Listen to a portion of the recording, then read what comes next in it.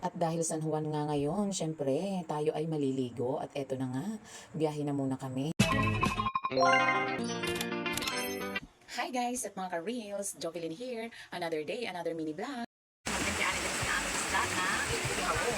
Ito, ulang sa tanghalian, sa San At paparisan natin yan ng gulay na langka. At ayan na nga, nakagayat na at nakasalang na din ang ating inihaw at ayan nagpipiga na kami ng gata para sa gulay. Nahirapan nga pala kami dito kasi walang salaan. Medyo malalaki itong tray na butas-butas na nakuha na. Kaya naman kumuha kami ng gunot ng niyog. At eto naman, dito yung mga dalaginding. Sarap buhay. Antay-antay lang na matapos. Kaluto. At dito naman yung dalawa, nagkaroon sila ng contest ng mukhasim. Yung manggang kinalabaw. At dito, sumuko din si kuya kahit si Shano. Hindi nila kinaya yung asin kasi nga ilaw. Ayan, paluto na ang ating inihaw. At eto, nakasalang naman ang gulay na langka. Habang nag-aantay tayong maluto, inuna na namin yung dessert, yung hinog na langka. Muda, luto na ang aton langka na gulay kagdan inihaw. Adi ang luto. Kauna na.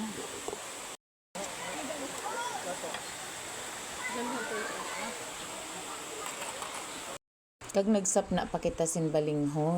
Kay masiram ipadi sa utan na langka kag inihaw. Ay, kasiram. Sanamo na langka. Linghoy. Nagaling sa turi. Yan, inihaw na tulinga. Nagada, wala nga isang panigiliwi pa. Kay mga Tom Jones na, mga person. Kay alas 12 na ina na nakagluto kami sa aming mga recipe. Kag syempre, kay mga busy na ang mga persons, sin pagkaon, wala anay sin iristoryahan. Dili anay kami bati-bati. Diba? Tapos nasugo ko ang akong manghod na mo mag-video. Kay kaso dili siya na maara magmanipular sa akong mamahalon nga cellphone.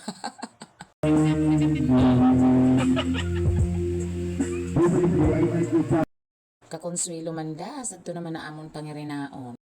Sayang lang manay Juby, kay wara kakaupod. Absent ka na naman, bumawi ka na lang sa sunod. Isa na namang masiganang kainan ang naganap dito lang sa Dalaki.